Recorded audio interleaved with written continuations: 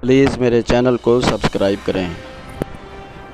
یہ آج ہم چولستان کی سیر کر رہے ہیں اور سب سے پہلے میں چولستان کے بارے میں آپ کو بتاتا چلوں۔ چولستان کا لفظ دو لفظوں سے مل کے بنا ہے، چول اور آستان۔ آستان آپ جانتے ہیں جگہ کو کہتے ہیں، اور چول یہاں کا سرائکی کا ٹھیٹھ لفظ ہے اور اس کے معنی ہے چلنا، حرکت کرنا۔ اور چولستان اس وجہ سے کہا گیا کہ یہاں پہ جو ریت ہوتی ہے وہ ایک جگہ سے دوسری جگہ جاتی ہے، تو اس وجہ سے یہ حرکت کرنے والی جگہ اس کو کہتے ہیں جہاں پہ ریت ہے۔ اور اب جو ہے میں آپ کے سامنے جس جگہ پہ کھڑا ہوں، یہ جیپ ریلی کا مقام ہے۔ یہاں پہ بہت زیادہ ٹریک ہیں وہ ریلی کے لیے۔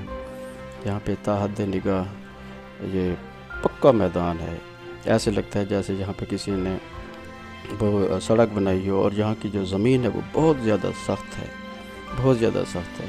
اور یہاں پہ دور دراز اگر دیکھیں تو یہاں پہ سراب کا سا وہ ہمیں محسوس ہوتا ہے۔ اب ہم چل پڑے ہیں تو دیکھتے ہیں، یہ دیکھیں، یہ تا حد نگاہ یہ سارا وہ جیپ ریلی کا جو ٹریکس ہیں یہ اس کے مقامات ہیں۔ یہاں پہ اگر انسان بھٹک بھی جائے تو پھر اس کا ملنا مشکل ہو جاتا ہے۔ اور اب ہم جا رہے ہیں قلعہ ڈراور کی طرف، تو یہ آپ ہمارے ساتھ رہیے۔ بہت ہی خوبصورت ہے، اگر اللہ تعالیٰ آپ کو موقع دے یہاں پہ آپ سیر کرنے کے لیے لازمی جائیں۔ ہاں، اب تھوڑی سی آپ دیکھ رہے ہیں کہ جھاڑیاں نظر آ رہی ہیں، وہ بھی بہت زیادہ دور دور ہیں۔ اور یہاں کا جو موسم ہے بہت زیادہ گرمی میں بہت زیادہ سخت اور گرم ہو جاتا ہے۔ اور اب ہم تھوڑا سا سپیڈ ہم نے اس کی کم کر دی ہے تاکہ ہم آپ کو اپنے ساتھ لے کے چلتے بھی رہیں اور باتیں بھی کرتے رہیں۔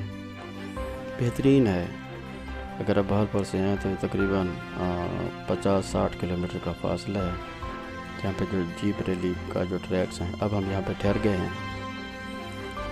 اب دیکھیں، یہ بہت زیادہ ریتلا علاقہ تو نہیں، یہاں پہ تھوڑی بہت آبادی ہے، لیکن یہ ہے کہ بہت دور دور مقامات ہیں۔ اوکے جی، السلام علیکم۔